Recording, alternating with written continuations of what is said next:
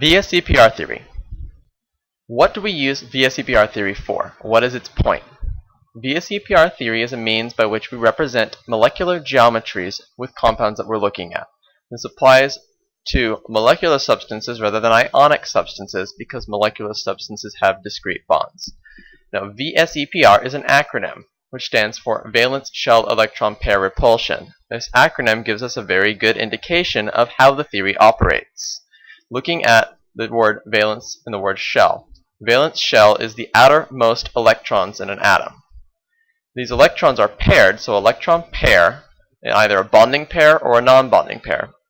And then the word repulsion because electrons repel each other since they are both negative particles. So VSEPR theory operates upon the repulsion that occurs between pairs of electrons in the outer shell of atoms that are bonded together. These electrons will try to gain the biggest distance separation that they can, and in doing so will move away from each other and establish the overall molecular geometry. So if I consider a 360-degree circle, I can break this down and establish a geometry between atoms along this circle. There must be at least 3 atoms in the molecule for VSEPR theory to apply. If there are only 2, the molecule will always be a straight line, and there is no need to apply a greater theory to understand its geometry. Looking at the molecule, we look at the angle of the outer atoms versus the central atom. In order to have an angle, I must have 3 points, and if I consider the relation of the 2 outer points to the central point that connects them both together, then I can see what the angle distance is between the 2 outer points based upon the angle that they form. The electron densities that we consider are always pairs. They're either bonding pairs or lone pairs. And it doesn't matter whether or not the bonding pairs are double bonds, single bonds, triple bonds. If I have 2 atoms connected together by a bonding pair, I consider them to be equivalent whether it is single, double, or triple. Lone pairs are considered to be a single electron density for only the 2 lone pairs. So if I have 3 lone pairs on an atom, then that's 3 different densities. If I have a double bond, that's only 1 density. Only the electrons on the central atom and the bonds between atoms are important for VSEPR theory, since the terminal atoms' electron lone pairs do not make a difference. So what system do we use to look at this?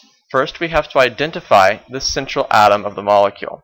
After that, we count the number of atoms that are bonded to the central atom, the number of lone pairs that exist on the central atom, and from this we can establish geometry. There are 2 different types of geometries that we deal with. There are molecular geometries, which are the actual geometry we can look at because we can't see electrons through spectroscopy usually.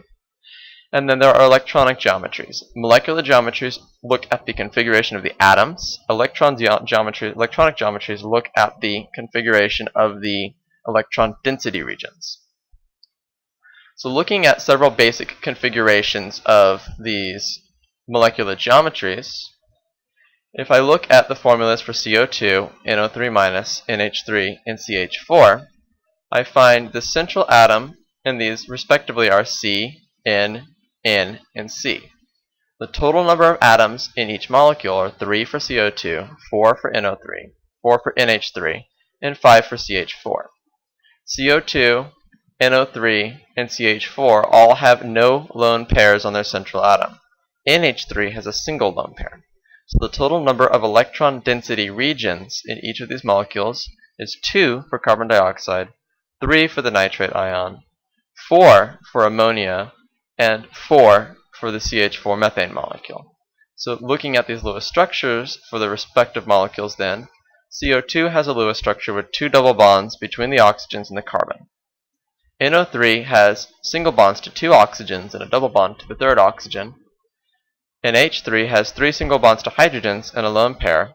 And CH4 has 4 single bonds to different hydrogens. So we can see where the electron density regions are. There are 2 on the carbon for CO2, 3 on the nitrogen for NO3, 4 on the ammonia, and 4 on the methane. So looking at electron geometries are based on these numbers of electron density regions. The lone pair is a single electron density region, and a bonding pair or pairs is an electron density region as well. The central atom determines the overall geometry. Now there are 3 standard electronic geometries and 2 electron geometries that arise from exceptions to the octet rule.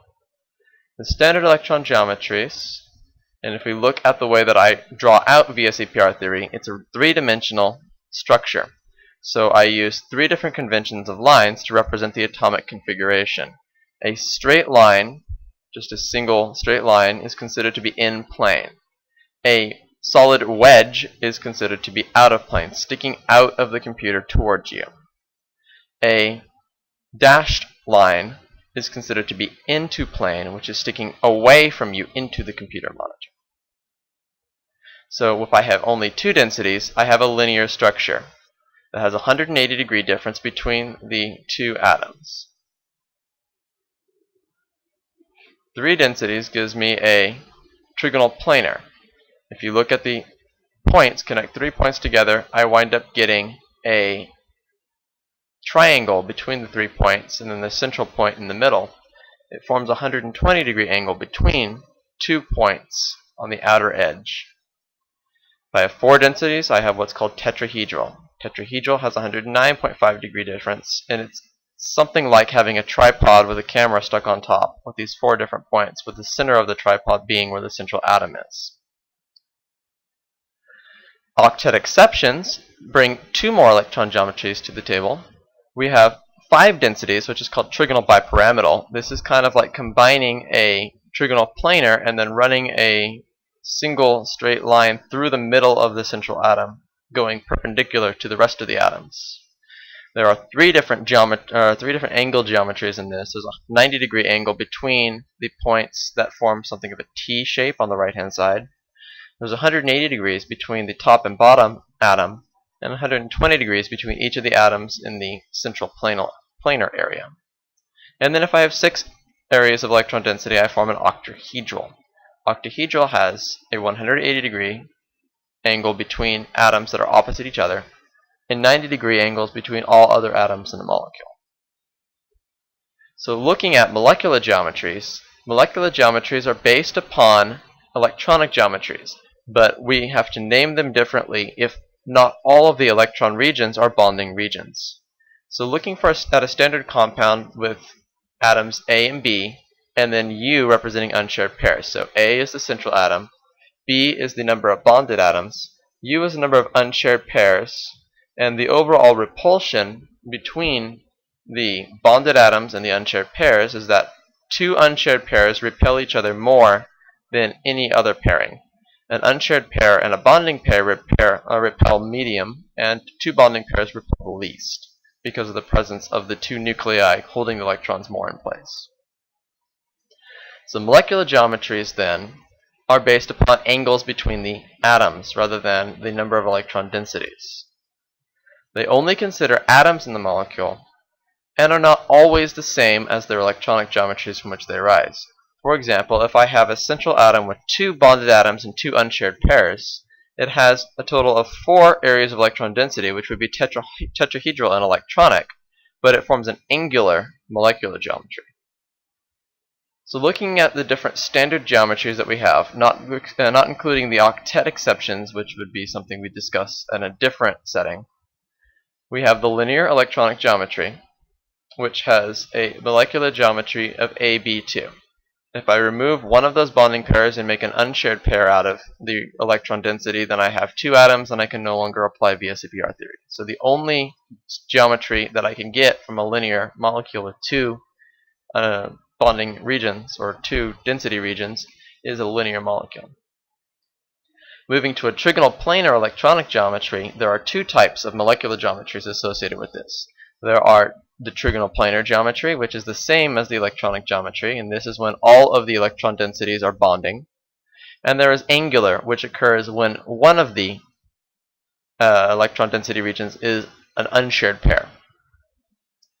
Lastly, for the tetrahedral electronic geometry, we have the tetrahedral molecular geometry if all of the electron densities are bonding regions.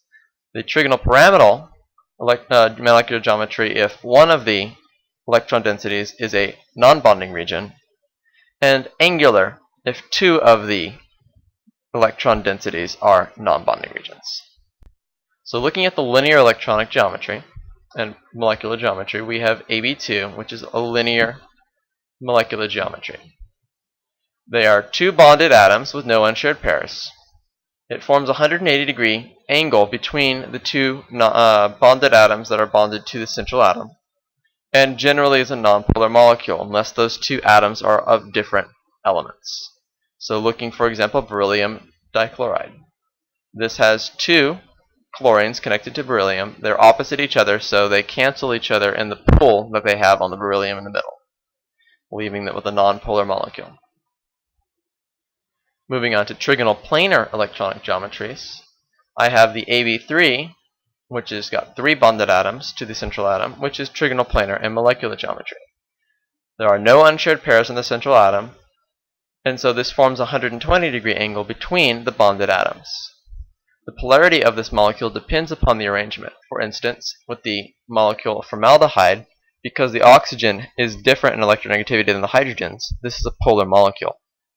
If I had something that was not different in electronegativity, it would not be a polar molecule. Now, if I take away one of those bonded atoms and have an unshared pair in its place, I wind up with an angular configuration. Angular configuration has two bonded atoms to the central and one unshared pair on the central atom. This forms an angle that is less than 120 degrees between the bonded atoms because the unshared pair pushes them together. These molecules will always be polar. For example, the ozone molecule. Now I represent that lone pair on the central atom with a line as well to show the three different electron density areas, but we wouldn't have a bond between the lone pair and the atom itself. It's just there as a representation, kind of a spatial take-up point. Now for tetrahedral electronic geometries, there are three different molecular geometries associated with the electronic geometry. There is AB4, where I have four bonded atoms, and that is a tetrahedral molecular geometry. There are four bonded atoms with no unshared pairs. This forms 109.5 degree angles between the bonded atoms, and the polarity of the molecule depends upon the arrangement. If all of the atoms are the same, then it's going to be nonpolar. If they are not all the same, it may be polar. For example, the methane molecule, CH4, is a nonpolar molecule because all the hydrogens are the same. Moving on to replacing one electron density area with an unshared pair, we get a trigonal pyramidal. Trigonal pyramidal has three bonded areas and one unshared pair. This forms about a 107 degree angle between the bonded atoms and will always be a polar molecule. The molecule ammonia has that lone pair that sticks up out of the central atom. And so if I look at the actual atoms, it looks like a trigonal pyramid. I've got, if you connect the bottom of the three hydrogens together and then bring them all to the top, it's a three-sided pyramid with a base, which is where the trigonal pyramidal name comes from. If I take away yet another bonded atom, I get an angular configuration, just like I did with the trigonal planar. This has two bonded atoms and two unshared pairs. They form about a 105 degree angle between the bonded atoms because of the repulsion of those lone pairs, and they are almost always polar molecules. Looking at water, for instance, you can see how water has that same tetrahedral electronic geometry, but there is an angular geometry between the two hydrogen and the oxygen.